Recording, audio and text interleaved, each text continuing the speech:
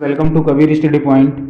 तो आज का जो हमारा सेशन होने वाला है वो हम ट्रायंगल के कुछ बेसिक कंसेप्ट जानेंगे। ठीक है ना, कि ट्रायंगल हमारा क्या होता है, यानी एक त्रिभुज क्या होता है और उसमें दी हुई भुजाएं जो होती हैं, कौन सी भुजाएं उसको उनमें हम जिसे कर्ड कहते हैं, किसे लंब कहते हैं और किसे आधार कहते हैं। आज का जो हमारा सेशन होने वाला है वो हम जो हमारा त्रिभुज होता है उसके कुछ बेसिक कंसेप्ट और उनकी भुजाओं के बारे में पढ़ेंगे कि उनके 3 टाइप के जो भुजाएं होती हैं, लंब, कर्ण, आधार, वो क्या होती हैं और वो कैसे फॉर्म होती हैं एक समकोण त्रिभुज में। ठीक है ना, तो आज वो देख लेते हैं। जैसा कि ये हमारा यहाँ पर हमने पहला एक क्वेश्चंस लिया है। ठीक है ना, तो यहाँ पे हम बताएंगे कि हमारा लंब, कर्ण, आधार कौन कौन सी भुजा होगी। ठीक है ना, तो आज हम कुछ बेसिक इंपॉर्टेंट है, ये बेसिक है बट बहुत इंपॉर्टेंट है ये ट्रायंगल का बेसिक इंफॉर्मेशन।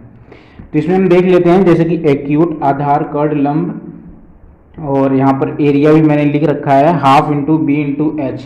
ठीक है ना, बी यानी कि बेस इंटू एच हाइट।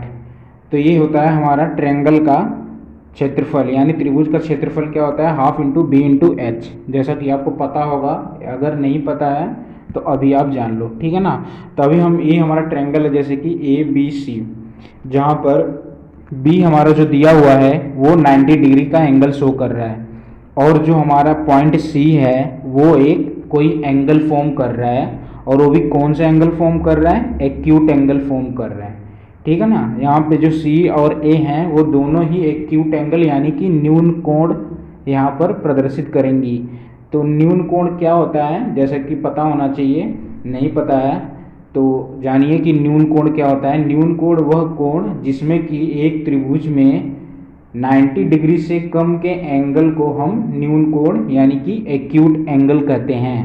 तो यहाँ पर जैसे कि न्यून कोण हमारा यहाँ पर पॉइंट सी पे बन रहा है, तो यहाँ पर हम पॉइंट सी को डिनोट कर दे रहे हैं। बस हम कुछ बेसिक इन्फॉर्मेशन जानेंगे कि ट्रायंगल में क्या क्या कंसेप्ट और क्या क्या पॉइंट्स होते हैं जिनको हमें ध्यान में रखना चाहिए, और उस कंसेप्ट से हम इस ट्रायंगल के जितने भी क्वेश्चंस होते हैं आसानी से सॉल्व करते हैं। ठीक है ना, तो अभी हम यहाँ पर देख लेते हैं कि हमारा बेस, अब यहाँ पर जैसे कि एक्यूट एंगल सी है, तो हमें यहाँ पे ध्यान देने वाली बात है कि ये एंगल जो सी है, एक्यूट एंगल के सामने वाली जो भुजा होगी है ना, वो ऑलवेज परपेंडिकुलर होगी।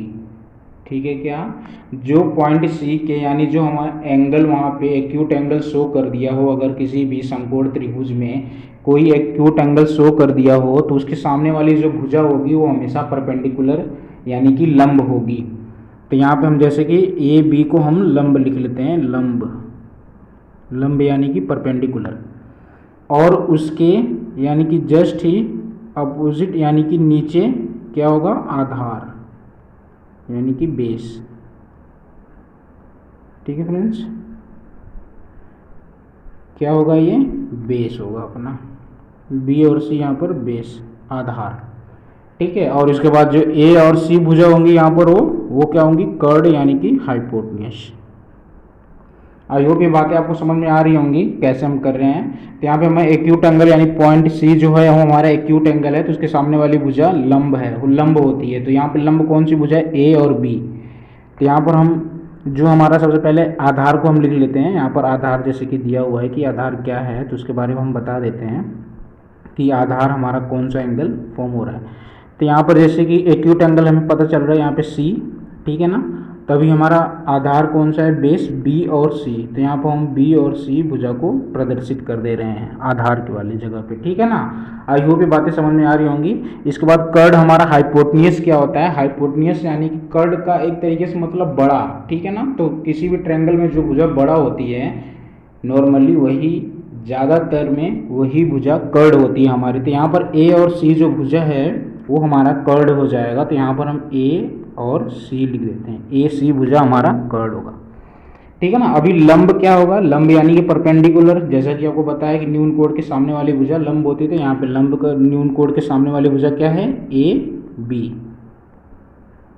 ठीक है फ्रेंड्स, आई होप ये बातें आपको समझ में आई होंगी कि क्या क्या पॉइंट होते हैं एक ट्रायंगल में। एक और देख लेते हैं ट्रायंगल के कुछ इंफॉर्मेशन, एक और ट्रायंगल के जरिए ले लेते हैं। जैसा कि यहाँ पे हमारा ये दूसरा क्वेश्चन है, तो यहाँ पर हम देख लेंगे कि जो हमारा ये ट्रायंगल दिया हुआ है इसमें क्या है कि ABC एक ट्रायंगल है, वो भी कौन सा, समकोण यानी राइट एंगल ट्रायंगल, समकोण त्रिभुज। तो यहाँ पे एक जो पॉइंट है B वो एक समकोण है ना, समकोण एंगल शो कर रहा है। और जो पॉइंट C है ना, जहाँ जो आप देख रहे हो पॉइंट C, यहाँ पे एक एक्यूट एंगल बना रहा है, ठीक है ना। पॉइंट C एक एक्यूट एंगल बना रहा है। जैसा कि आपको पता होगा कि एक्यूट एंगल क्या होता है, वह एंगल जो 90 डिग्री से कम हो उसे हम एक्यूट यानी कि न्यून कोण कहते हैं। तो यहाँ पर हम एक्यूट एंगल के बारे में बता देंगे। एक्यूट एंगल, पहले एक्यूट एंगल, ठीक है।